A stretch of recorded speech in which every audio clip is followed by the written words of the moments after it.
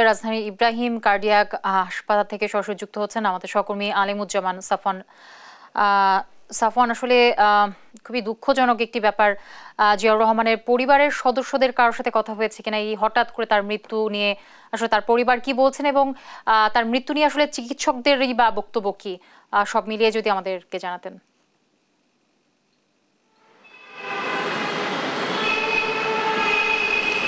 এই মুহূর্তে আমি রয়েছি রাজধানীর শাহবাগী ইব্রাহিম কার্ডিয়াক হাসপাতালের সামনে।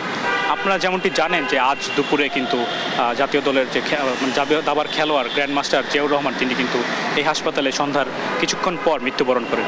তবে আমরা যেমনটি জানতে পেরেছি তিনি কিন্তু আজ দুপুরে তার যেই প্রতিপক্ষ খেলোয়াড় রাজীব তার বিরুদ্ধে খেলছিলেন এবং সেখানে চেয়ারে বসে থাকা অবস্থায় কিন্তু তিনি কিন্তু অসুস্থ হয়ে যান এবং সেখান থেকে পল্টনের যে দাবা ফেডারেশন সেখান থেকে কিন্তু তিনি অসুস্থ বোধ করছিলেন। এরপর কিন্তু তাকে কিন্তু সন্ধ্যা 6টার দিকে তিনি চেয়ার থেকে পড়েও যান এবং এরপরে সেখানে তার সাথে যারা খেলছিলেন বা তার সাথে আশেপাশে যারা ছিলেন তারা কিন্তু তাকে দ্রুতই এই শাহবাগের ইব্রাহিম কার্ডিয়াক হাসপাতালে নিয়ে আসে। এরপর এখানে জরুরি বিভাগে চিকিৎসকরা তা কিন্তু দ্রুত চিকিৎসা শুরু করেন, কিন্তু প্রায় 20 মিনিট হয়ে গেলেও কিন্তু তার কোনো পালস খুঁজে পাচ্ছিলেন না এখানকার চিকিৎসকরা। এরপরে কিন্তু মূলত আসলে তাকে মৃত ঘোষণা করা হয়। আর চিকিৎসকরা আমাদের যেমনটি জানিয়েছে যে হাসপাতালে নেওয়ার আগেই মূলত তিনি মারা গেছেন। তবে তারা যেমনটি ধারণা করছেন যে হৃদযন্ত্রের ক্রিয়া বন্ধ হয়ে আসলে তার মৃত্যু হয়।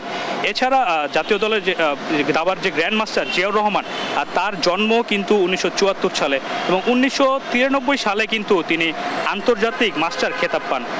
এরপর কিন্তু বাংলাদেশের যে নিয়াজ মোর্শেদ 2002 সালে তারপর কিন্তু দেশের দ্বিতীয় গ্র্যান্ডমাস্টার কিন্তু হন জিয়া।